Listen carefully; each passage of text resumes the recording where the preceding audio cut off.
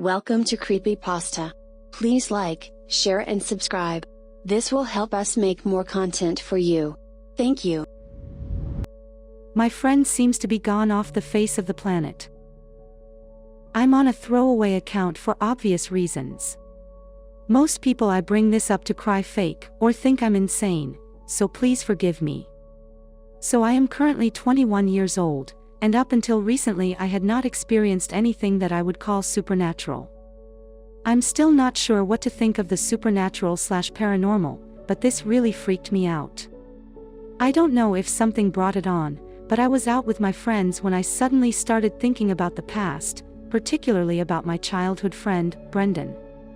We went to elementary and middle school together, and when I was remembering this, I just assumed that he went to a different high school than me and we drifted apart. So I decide that I'm going to track him down and reconnect with him, right?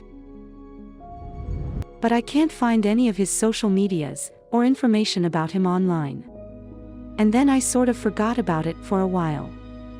Then about a month ago, I was out with another one of my friends, we'll call her Amy, whom I'd known since elementary school as well, and I asked her if she's been in contact with Brendan or if she know how to get a hold of him. She seems to hesitate, but when I mentioned his last name she remembered. She told me she hadn't spoken to him in probably 8 years, but remembered his parents' address. So I drive over there, seeing as it's not actually that far away. Then his parents open the door, and I recognize them. So they say hi to me, and invite me inside. I introduce myself and they remark on how much I've grown, and then they say that they don't have a son. I immediately assumed that maybe he had gotten into drugs or something, and they disowned him. But no, they insist that they do not have a son at all, just 2 daughters. Whom I vaguely recognize/remember, but there's no doubt that this is his family. I ended up outright accusing them of lying and they got really defensive. So I just apologized and went home. I don't think I got the wrong house, I recognized them and they recognized me. But regardless, I phoned Amy and told her what happened, and asked her if she was sure this was their address. I stopped thinking about it for a little while, until about 2 weeks ago, Amy texted me saying that he wasn't in any of her yearbooks. And sure as hell, I check mine and he's not there. We met up a few days ago and we both went in separate rooms to draw what we thought Brendan looked like, just in case he was a shared hallucination. But no. We both came back with drawings that looked almost the same, down to the way he parted his hair, and the location of his 3 face moles. So in the last few days we've both been going down a rabbit hole of talking to old teachers, friends, etc., and I swear to God it's like he never existed. We even went down to our old middle school to see if he was in any of the class photos, and nothing. I also got some old birthday photos from my mom, and on most of those birthdays I am 100% certain Brendan was there. But again, nothing. Not even my parents remember him. Me and Amy want to check hospital records for some kind of birth certificate or anything, but it's really starting to scare both of us. Is there some kind of explanation for this, supernatural or otherwise? If it were just me I'd think I dreamed him up, but Amy pointed out the correct address, and we both came up with near identical drawings of him. Edit, I don't think we're mistaking his appearance for someone else's either, because his facial markings were pretty distinct and he got bullied for it in elementary school. Update 1. I will keep on updating this post with more information as we look. Me and Amy are planning to go back to his house tomorrow so we can ask more questions, and show them the composite sketches me and Amy did.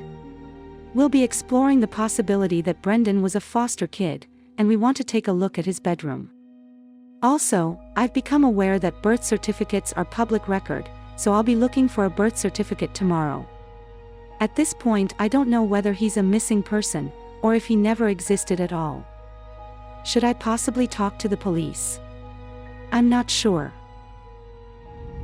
Update 2. A lot of people are theorizing that Brendan is trans, and that's why his parents insisted they had 2 daughters, but I don't think that's the case. Brendan had 2 sisters, so if he transitioned, then his parents would have said they had 3 daughters. Someone also suggested that me and Amy draw a map of where his room is in the house, so that when we go there we can test again to make sure this isn't a shared hallucination or something. Amy doesn't remember the exact layout of his house, but claims to remember A, the side of his room where his closet was, and B, what side the window was. So we'll be comparing that instead. Also, on the topic of going back to his house, his parents do like me. They remember who I am, but according to them I was a friendly neighborhood kid who would babysit for them, not Brendan's friend. Which is strange, because I don't think I've ever babysat at all. So I don't think they would be offended to see me again, despite how our last interaction went. Some people also don't believe that we both remembered his moles, but trust me, they're very big and distinct. Also, some people are talking about similar stories they've seen, please link them. Also, if something like this has happened to you, message me. Update 3. So we went back to visit Brendan's parents, and we told them that we've been looking for Brendan, and what we remember. I'm pretty sure they thought we were crazy, but they did cooperate. We also showed them the sketches we did, asked them if they had ever fostered kids, or whatever. Nothing. They agreed to let me tour the house, but not Amy. I guess because they didn't know her. And first of all, Amy and I were right about the location of A, his bedroom window, and B, his closet. According to his parents, it's just a sore bedroom though. There isn't a single photo of him in the house, either. I don't think his parents are lying. They honestly don't seem to think they have a son. I also asked them more about our relationship, how I knew them and how they knew me. But they didn't really give any new information. I babysat, helped out around the house, etc., and that was it. Because of the current crisis, we won't be going to the hospitals near us for the time being.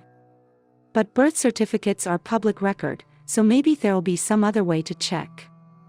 We've already contacted old teachers, classmates, etc., and they don't know anything about Brendan. I'm sorry, I don't have any answers.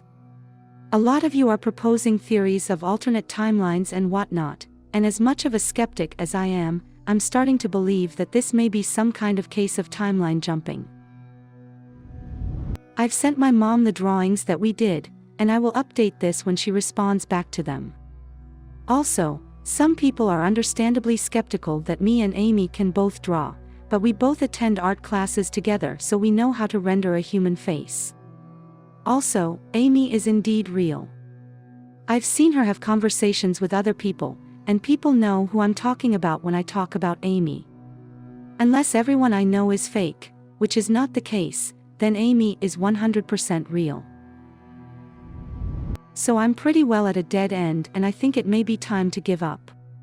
A lot of you have put forth the alternate timeline theory, and I'm sort of leaning on that as the answer, but there's no real way to know.